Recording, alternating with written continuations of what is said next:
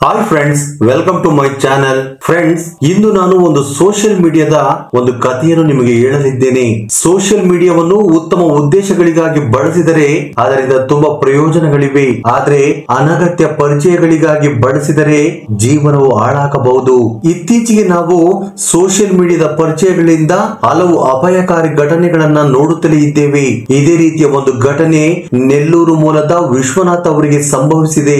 ಅವರು ಚೆನ್ನೈನಲ್ಲಿ ಕೆಲಸ ಮಾಡುತ್ತಿದ್ದಾಗ ಅವರು ಬಾಡಿಗೆಗೆ ಇದ್ದ ಮನೆಯ ಮಾಲೀಕರ ಮಗಳು 10ನೇ ತರಗತಿಯಲ್ಲಿದ್ದಾಗ ಮಾಡಿದ ತಪ್ಪುಗಳಿಂದ 2 ಕುಟುಂಬಗಳು ಹೇಗೆ ಕಷ್ಟಕ್ಕೆ ಸಿಲುಕಿದವು ಮತ್ತು ಅವರ ಇಡೀ ಸಂಸಾರ ಹೇಗೆ ರೋಡಿಗೆ ಬಂತು ಎಂಬ ಒಂದು ದಯಾನೀಯ ಕೃತ್ಯವನ್ನ ನಿಮ್ಮ ಮುಂದೆ ತಂದಿದ್ದೇನೆ. ಸೊ ಫ್ರೆಂಡ್ಸ್, ಈ ವಿಡಿಯೋ ತುಂಬಾ ಇಂಟ್ರೆಸ್ಟಿಂಗ್ ಆಗಿದೆ. ಎಲ್ಲಿ ಕೂಡ ಸ್ಕಿಪ್ ಮಾಡದೆ ಪೂರ್ತಿಯಾಗಿ ನೋಡಿ. ಹಾಗೆ ನಿಮ್ಮ ಬೆಂಬಲವನ್ನು ತೋರಿಸಲು ದಯವಿಟ್ಟು ಈ ವಿಡಿಯೋಗೆ ಲೈಕ್ ಮಾಡಿ. ಇನ್ನು ಸ್ಟೋರಿ ಏನು ಅಂತ ನೋಡೋದಾದ್ರೆ, ತಮಿಳುನಾಡಿನ ಮದುರೈನಲ್ಲಿ ಮುರುಗನ್ ಎಂಬಾತ ಟಿಫಿನ್ ಅಂಗಡಿ ನಡೆಸಿಕೊಂಡು ತನ್ನ 4 ಸಹೋದರಿಯರಿಗೆ ಮದುವೆ ಮಾಡಿ ತನ್ನ ಜೀವನದಲ್ಲಿ ಸೆಟ್ಲ್ ಆಗಿದ್ದನು. ಈ ಸಮಯದಲ್ಲಿ ಮುರುಗನ್ಗೆ 30 ವರ್ಷ ತುಂಬಿದ್ದರಿಂದ ಅವನ ಸಹೋದರಿಯರು ಅವನಿಗೆ ಮದುವೆ ಮಾಡಲು ಹೆಣ್ಣು ಹುಡುಕಲು ಪ್ರಾರಂಭಿಸಿದರು. ಈ ಹುಡುಕಾಟದಲ್ಲಿ ಚೆನ್ನೈನಲ್ಲಿ ಪ್ರೈವೇಟ್ ಶಾಲೆಯಲ್ಲಿ ಶಿಕ್ಷಕಿಯಾಗಿ ಕೆಲಸ ಮಾಡುತ್ತಿದ್ದ 30 ವರ್ಷದ ಮಂಜುಳಾ ಎಂಬ ಮಹಿಳೆ ಬಗ್ಗೆ ಅವರಿಗೆ ಗೊತ್ತಾಗಿ ಅವರು ಮಂಜುಳರನ್ನು ಸಂಪರ್ಕಿಸಿದರು. ಆಗ ಮಂಜುಳಗೂ ಕೂಡ ಆ ಮದುವೆ ಇಷ್ಟವಾಗಿ ಹಾಗೆ ತನ್ನ ಕುಟುಂಬದವರನ್ನು ಕೂಡ ಒಪ್ಪಿಸಿದಳು. ಆದರೆ ಒಂದು ಷರತ್ತನ್ನ ಇಡುತ್ತಾಳೆ. ಅದೇನು ಅಂದ್ರೆ, ಮುರುಗನ್ ಮದುವೆಯ ನಂತರ ಮದುರೈನಲ್ಲಿ ಅಲ್ಲದೆ ಚೆನ್ನೈನಲ್ಲಿ ನೆಲೆಸಬೇಕು ಎಂದು ಹೇಳಿದಳು. ಪಾಪ ಮುರುಗನ್ಗೆ ಮಂಜುಳಾ ತುಂಬಾ ಇಷ್ಟವಾಗಿದ್ದ ಕಾರಣ ಆಕೆ ಷರತ್ತಿಗೆ ಒಪ್ಪಿಕೊಂಡು ತನ್ನ ಟಿಫಿನ್ ಅಂಗಡಿಯನ್ನು ಚೆನ್ನೈಗೆ ಸ್ಥಳಾಂತರಿಸಿ ಒಂದು ದೇವಸ್ಥಾನದಲ್ಲಿ ಮಂಜುಳರನ್ನು ಮದುವೆಯಾಗುತ್ತಾನೆ. ಮದುವೆಯಾದ ನಂತರ ಅವರು ಮಕ್ಕಳಿಗಾಗಿ ಪ್ರಯತ್ನಿಸಿದರು. 2 ವರ್ಷಗಳ ಪ್ರಯತ್ನದ ನಂತರವೂ ಯಾವುದೇ ಪ್ರಯೋಜನವಾಗದಿದ್ದಾಗ ತಮ್ಮ ವಯಸ್ಸಿನ ಕಾರಣದಿಂದ ಮಕ್ಕಳು ಹುಟ್ಟುತ್ತಾರೋ ಇಲ್ಲವೋ ಎಂಬ ಭಯ ಅವರನ್ನು ಕಾಡಲು ಪ್ರಾರಂಭಿಸಿತು. ಪರಿಚಯಸ್ಥರು ಹೇಳಿದ ದೇವಾಲಯಗಳಿಗೆ, ಆಸ್ಪತ್ರೆಗಳಿಗೆ ಭೇಟಿ ನೀಡುತ್ತಾ ಹೋದರು. ಆ ಸಮಯದಲ್ಲಿ ಮಂಜುಳಾ ಗರ್ಭಿಣಿಯಾದಳು. ಆಗ ದಂಪತಿಗಳ ಸಂತೋಷಕ್ಕೆ ಪಾರವೇ ಇರಲಿಲ್ಲ. ಅವರಿಗೆ ಒಂದು ಹೆಣ್ಣು ಮಗು ಜನಿಸಿತು. ಆಗ ಅವರಿಬ್ಬರು ಸಂತೋಷದಿಂದ ಆ ಮಗುವಿಗೆ ವೈಶಾಲಿ ಎಂದು ಹೆಸರಿಟ್ಟರು. ತುಂಬಾ ವರ್ಷಗಳ ನಂತರ ಹುಟ್ಟಿದ ಆ ಮಗುವನ್ನ ಅವರು ತುಂಬಾ ಪ್ರೀತಿಯಿಂದ ಬೆಳೆಸಿದರು. ವೈಶಾಲಿ ಏನೇ ಕೇಳಿದರೂ ಇಲ್ಲ ಎನ್ನದೆ ತಂದು ಕೊಡುತ್ತಿದ್ದರು. ಇದರಿಂದ ಆಕೆ ಚಿಕ್ಕಂದಿನಿಂದಲೇ ತುಂಬಾ ಹಠಮಾರಿಯಾದಳು. ಮಗಳು ಹುಟ್ಟಿದ ನಂತರ ಮುರುಗನ್ ದಂಪತಿಗಳ ಜೀವನದಲ್ಲಿ ಎಲ್ಲವೂ ಚೆನ್ನಾಗಿ ನಡೆಯಿತು. ತಮ್ಮ ಹಳ್ಳಿಯಲ್ಲಿದ್ದ ಜಮೀನು ಸಹ ಉತ್ತಮ ಬೆಲೆಗೆ ಮಾರಾಟವಾಯಿತು. ಅವರು ಚೆನ್ನೈನಲ್ಲಿ 3 ಅಂತಸ್ತಿನ ಮನೆ ಕಟ್ಟಿದರು. ಮೊದಲ ಮಹಡಿಯಲ್ಲಿ ಮುರುಗನ್ ಕುಟುಂಬ ವಾಸವಾಗಿದ್ದರೆ ಉಳಿದ ಮಹಡಿಗಳನ್ನು ಬಾಡಿಗೆಗೆ ಕೊಟ್ಟರು. ಈ ಸಮಯದಲ್ಲಿ ಮುರುಗನ್ ತನ್ನ ಟಿಫಿನ್ ಅಂಗಡಿಯನ್ನು ಮುಚ್ಚಿ ಒಂದು ಸಣ್ಣ ರೆಸ್ಟೋರೆಂಟ್ ತೆರೆದನು. ಅದಕ್ಕೆ ವೈಶಾಲಿ ರೆಸ್ಟೋರೆಂಟ್ ಎಂದು ಹೆಸರಿಟ್ಟು ನಡೆಸಲು ಪ್ರಾರಂಭಿಸಿದರು. ಮಂಜುಳಾ ಮನೆಯ ಕೆಲಸಗಳನ್ನು ನೋಡಿಕೊಳ್ಳುತ್ತಾ ಮಗಳನ್ನು ಸ್ಕೂಲ್ಗೆ ಸಿದ್ಧಪಡಿಸಿ ಕಳುಹಿಸಿದ ನಂತರ ತಾನು ಸಹ ಶಾಲೆಗೆ ಹೋಗುತ್ತಿದ್ದಳು. ವೈಶಾಲಿ ಶಾಲೆ ಮುಗಿಸಿ ಮನೆಗೆ ಬಂದಾಗ ಮನೆಯಲ್ಲಿ ಒಬ್ಬಳೇ ಇರುತ್ತಿದ್ದಳು. Home work ಮಾಡುತ್ತಿದ್ದಳು. ಅವಳಿಗೆ ಏನಾದರೂ ತಿಂಡಿ ಬೇಕಿದ್ದರೆ ಮನೆಯಿಂದ ಸ್ವಲ್ಪ ದೂರದಲ್ಲಿರುವ 30 ವರ್ಷದ ಸಲೀಂ ಎಂಬಾತನ ಕಿರಣಿ ಅಂಗಡಿಗೆ ಹೋಗಿ ಖರೀದಿ ಮಾಡಿ ತೆಗೆದುಕೊಂಡು ಬರುತ್ತಿದ್ದಳು. ಸಲೀಂಗೆ ಈಗಾಗಲೇ ಮದುವೆಯಾಗಿ 4 ಮಕ್ಕಳಿದ್ದವು. ಅವನು ಫೇಸ್ಬುಕ್ ಅಲ್ಲಿ ಯಾವಾಗಲೂ ಬ್ಯುಸಿಯಾಗಿರುತ್ತಾ ತನ್ನ ಫೋಟೋಗಳು ಮತ್ತು ವಿಡಿಯೋಗಳನ್ನ ಪೋಸ್ಟ್ ಮಾಡುತ್ತಿದ್ದನು. ವೈಶಾಲಿ ಪ್ರತಿ ಬಾರಿಯೂ ಅದರ ಬಗ್ಗೆ ಕೇಳಿದಾಗ ಅವನು ಸ್ಮಾರ್ಟ್ ಫೋನ್ ಇದ್ದರೆ ಫೋಟೋಗಳು ಮತ್ತು ವಿಡಿಯೋಗಳನ್ನ ಅಪ್ಲೋಡ್ ಮಾಡಬಹುದು, ಅದಕ್ಕೆ ಲೈಕ್ಗಳು ಮತ್ತು ಕಮೆಂಟ್ಗಳು ಬರುತ್ತವೆ ಎಂದು ಹೇಳುತ್ತಿದ್ದನು. ಆಗ ವೈಶಾಲಿ ತನ್ನ ಎತ್ತವರೊಂದಿಗೆ ಸ್ಮಾರ್ಟ್ ಫೋನ್ ಬೇಕು ಅಂತ ಹಠ ಹಿಡಿದು ಕುಳಿತಾಗ ಅಪ್ಪ ಅಮ್ಮನಿಗೆ ಬೇರೆ ದಾರಿ ಇರದೆ ಒಂದು ಸ್ಮಾರ್ಟ್ ಫೋನ್ ಕೊಡಿಸುತ್ತಾರೆ. ಮೊಬೈಲ್ ಕೈ ಸೇರಿದ ತಕ್ಷಣ ಸಲೀಂ ಸಹಾಯದಿಂದ ವೈಶಾಲಿ FB ಮತ್ತು ಇನ್ಸ್ಟಾದಲ್ಲಿ ಅಕೌಂಟ್ ಅನ್ನು ಓಪನ್ ಮಾಡುತ್ತಾಳೆ. ಅಂದಿನಿಂದ ಅವಳು ಶಾಲೆಯಲ್ಲಿ ಫೋಟೋಗಳು ಮತ್ತು ವಿಡಿಯೋಗಳನ್ನ ತೆಗೆದು ಅಪ್ಲೋಡ್ ಮಾಡಲು ಶುರು ಮಾಡಿದಳು.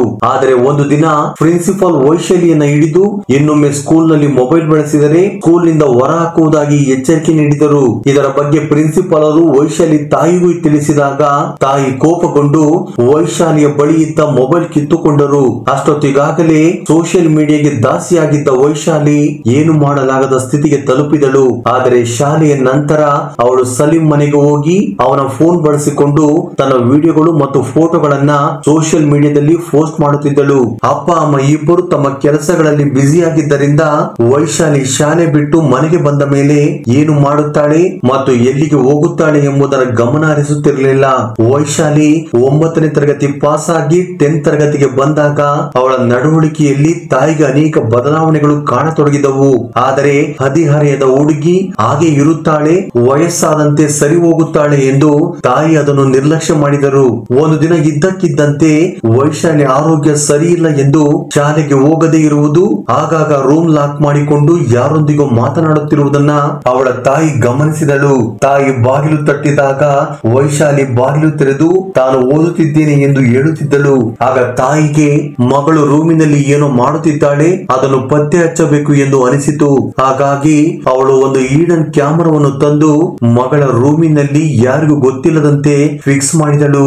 2 ದಿನಗಳ ನಂತರ ಮಂಜುಳಾ ಬೇಗ ಶಾಲೆಯಿಂದ ಬಂದು ಈಡನ್ ಕ್ಯಾಮರಾದಲ್ಲಿ ಏನಿದೆ ಎಂದು ನೋಡಿದಾಗ ಆ ವಿಡಿಯೋ ನೋಡಿದ ಮಂಜುಳಾ ತಲೆ ಮೇಲೆ ಆಕಾಶವೇ ಬಂದು ಬಿದ್ದಂತಾಯಿತು. ಈ ವಿಷಯ ತನ್ನ ಗಂಡನಿಗೆ ಗೊತ್ತಾದರೆ ಅವನು ಮಗಳನ್ನು ಏನು ಮಾಡುತ್ತಾನೋ ಎಂದು ಹೆದರಿದ ಮಂಜುಳಾ ವೈಶಾಲಿ ಮನೆಗೆ ಬಂದ ತಕ್ಷಣ ಅವಳೊಂದಿಗೆ ಮಾತನಾಡಬೇಕೆಂದು ರೂಮಿಗೆ ಕರೆದುಕೊಂಡು ಹೋದಳು. ವೈಶಾಲಿ ಕ್ಯಾಶುವಲ್ ಆಗಿ ರೂಮಿಗೆ ಹೋದಾಗ ತಾಯಿ ಲ್ಯಾಪ್ಟಾಪ್ ನಲ್ಲಿ ಒಂದು ವಿಡಿಯೋ ತೋರಿಸಿದಳು.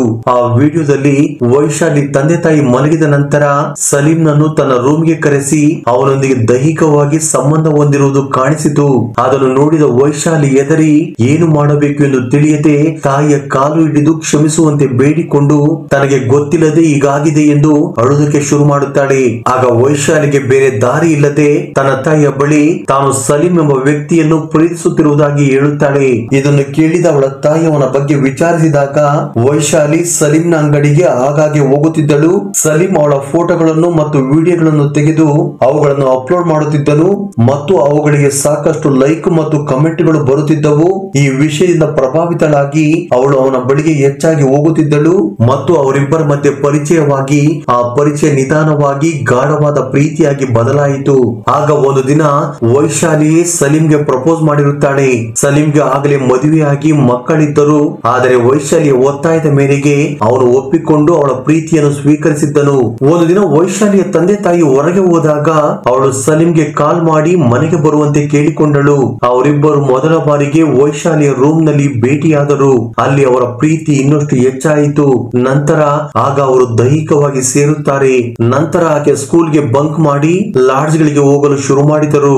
ಈ ಸಂಬಂಧದ ಕಾರಣ ವೈಶಾಲಿ ಗರ್ಭಿಣಿಯಾದಳು. ಆಗಾಗ ಸಲೀಂ ಗರ್ಭಪಾತದ ಮಾತ್ರೆಗಳನ್ನು ವೈಶಾಲಿಗೆ ಕೊಡಿಸುತ್ತಿದ್ದನು. ವೈಶಾಲಿಯ ವಿದ್ಯಾಭ್ಯಾಸ ಮುಗಿದ ನಂತರ ತನ್ನ ಹೆಂಡತಿಗೆ ವಿಚ್ಛೇದನ ಕೊಟ್ಟು ವೈಶಾಲಿಯನ್ನು ಮದುವೆಯಾಗುವುದಾಗಿ ಭರವಸೆ ನೀಡಿದ್ದನು. ಸಲೀಂನನ್ನು ತುಂಬಾ ಗಾಢವಾಗಿ ಹಚ್ಚಿಕೊಂಡಿದ್ದ ವೈಶಾಲಿ ಅವನು ಇಲ್ಲದೆ ನಾನು ಇರಲು ಸಾಧ್ಯವಿಲ್ಲ ಎಂದು ತನ್ನ ತಾಯಿಯ ಬಳಿ ಹೇಳುತ್ತಾಳೆ. ಸಲೀಂ ಅವಳೊಂದಿಗೆ ಮಾತನಾಡಲು ಒಂದು ಸ್ಮಾರ್ಟ್ ಫೋನ್ ಅನ್ನು ಸಹ ಕೊಟ್ಟಿದ್ದನು. ರಾತ್ರಿಯ ಸಮಯದಲ್ಲಿ ವೈಶಾಲಿಯ ತಂದೆ ತಾಯಿ ಮಲಗಿದ ನಂತರ ಅವಳು ಸಲೀಂಗೆ ಕಾಲ್ ಮಾಡಿ ರೂಮ್ಗೆ ಕರೆಯುತ್ತಿದ್ದಳು. ಆ ನಂತರ ಅವರು ಪ್ರತಿದಿನ ರಾತ್ರಿ ಅಲ್ಲಿಗೆ ಭೇಟಿಯಾಗುತ್ತಿದ್ದರು ಮತ್ತು ಸಲೀಂ ಬೆಳಗಾಗುವ ಮುನ್ನ ಅಲಾರಾಂ ಇಟ್ಟುಕೊಂಡು ಅಲ್ಲಿಂದ ಹೊರಟು ಹೋಗುತ್ತಿದ್ದನು.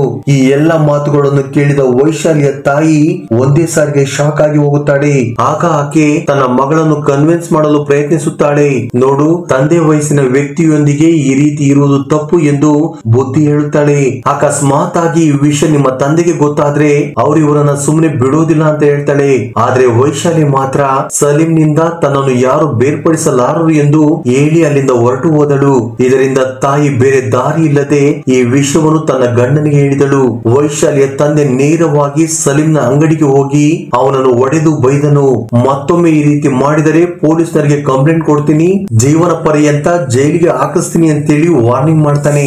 ಆ ನಂತರ ಕೆಲವು ದಿನಗಳು ಎಲ್ಲವೂ ಸಾಮಾನ್ಯವಾಗಿ ನಡೆದವು. ಒಂದು ರಾತ್ರಿ ವೈಶಾಲಿ ಸಲೀಂಗೆ ಕಾಲ್ ಮಾಡಿ ತನ್ನನ್ನು ನೋಡಲು ಬರುವಂತೆ ಹೇಳಿದಳು. ನೀನು ಇಲ್ಲದೆ ನಾನು ಬದುಕುವುದಿಲ್ಲ ಎಂದು ಬ್ಲಾಕ್ ಮೇಲ್ ಮಾಡಿದಳು. ಆಗ ಸಲೀಂಗೆ ಬೇರೆ ದಾರಿ ಇಲ್ಲದೆ ಆ ರಾತ್ರಿ ವೈಶಾಲಿಯ ಮನೆಗೆ ಬಂದನು. ವೈಶಾಲಿ ಮತ್ತು ಸಲೀಂ ಮಾತನಾಡುತ್ತಿದ್ದಾಗ ಅವರ ರೂಮಿನಿಂದ ಬರುತ್ತಿದ್ದ ಸದ್ದುಗಳನ್ನು ಕೇಳಿ ತಂದೆ ತಾಯಿ ಇಬ್ಬರು ರೂಮಿನ ಬಾಗಿಲನ್ನು ಬಡಿದು ಒಳಗೆ ಬಂದರು. ಇಬ್ಬರು ನೋಡಬಾರದ ಸ್ಥಿತಿಯಲ್ಲಿ ಸಿಕ್ಕಿಬಿದ್ದಾಗ ಕೋಪಗೊಂಡ ತಂದೆ ಸಲೀಂನನ್ನು ಚಾಕುನಿಂದ ಇರಿದು ಸಾಯಿಸಿದನು. ಇದನ್ನು ನೋಡಿದ ವೈಶಾಲಿ ತನ್ನ ತಂದೆ ತನ್ನ ಜೀವನವನ್ನು ನಾಶ ಮಾಡಿದನು ಎಂದು ಆಕ್ರೋಶದಿಂದ ಹೇಳಿ ಮನೆಯ ಮೇಲಂತಸ್ತಿಗೆ ಹೋಗಿ ಅಲ್ಲಿಂದ ಹಾರಿ ಲೋಕವನ್ನೇ ಬಿಟ್ಟು ಹೋದಳು. ಈ ಘಟನೆಯಿಂದ ತಂದೆ ತಾಯಿ ಮಾನಸಿಕವಾಗಿ ಕುಗ್ಗಿ ಹೋದರು. ಆ ನಂತರ ಈ ವಿಷಯ ಪೊಲೀಸರಿಗೆ ಗೊತ್ತಾಗಿ ವೈಶಾಲಿಯ ತಂದೆಯನ್ನು ಪೊಲೀಸರು ಬಂಧಿಸಿ ಜೈಲಿಗೆ ಕಳುಹಿಸಿದರು. ಆ ನಂತರ ಕೋರ್ಟ್ ಆತನಿಗೆ 15 ವರ್ಷಗಳ ಜೈಲು ಶಿಕ್ಷೆ ವಿಧಿಸಿತು. ಫ್ರೆಂಡ್ಸ್, ಇಂತ ಕೆಲವು ಹೆಣ್ಣು ಮಕ್ಕಳು ಓದುವ ವಯಸ್ಸಿನಲ್ಲಿ ಪ್ರೀತಿ ಪ್ರೇಮ ಎಂಬ ಮೋಜಿಗೆ ಬಿದ್ದು ತಮ್ಮ ಜೀವನವನ್ನು ಹಾಳು ಮಾಡಿಕೊಳ್ಳುವುದರ ಜೊತೆಗೆ ತಮ್ಮ ಕುಟುಂಬವನ್ನು ಕೂಡ ರೋಡಿಗೆ ಎಳೆಯುತ್ತಿದ್ದಾರೆ. ಹಾಗಾಗಿ ಹೆಣ್ಣು ಮಕ್ಕಳು ಓದುವ ವಯಸ್ಸಿನಲ್ಲಿ ಓದಿನ ಕಡೆ ಗಮನ ಕೊಟ್ಟು ಪ್ರೀತಿ ಪ್ರೇಮ ಎಂಬ ವಾಂಛೆಗೆ ಬಲಿಯಾಗದೆ ತನ್ನ ತಂದೆ ತಾಯಿ ಇಟ್ಟಿರುವ ನಂಬಿಕೆಯನ್ನು ಉಳಿಸಿಕೊಳ್ಳಬೇಕೆಂಬ ಉದ್ದೇಶದಿಂದ ಈ ವಿಡಿಯೋವನ್ನು ಮಾಡಲಾಗಿದೆ. ಫ್ರೆಂಡ್ಸ್, ಈ ವಿಡಿಯೋ ಬಗ್ಗೆ ನಿಮ್ಮ ಅಭಿಪ್ರಾಯ ಅನಿಸಿಕೆಗಳನ್ನು ಕಮೆಂಟ್ ಬಾಕ್ಸ್ ಅಲ್ಲಿ ಕಮೆಂಟ್ ಮಾಡಿ. ಹಾಗೆ ಈ ವಿಡಿಯೋ ನಿಮಗೆ ಇಷ್ಟವಾಗಿದ್ದರೆ ದಯವಿಟ್ಟು ಲೈಕ್ ನೀಡುವುದನ್ನು ಮರೆಯಬೇಡಿ. Thank you for watching.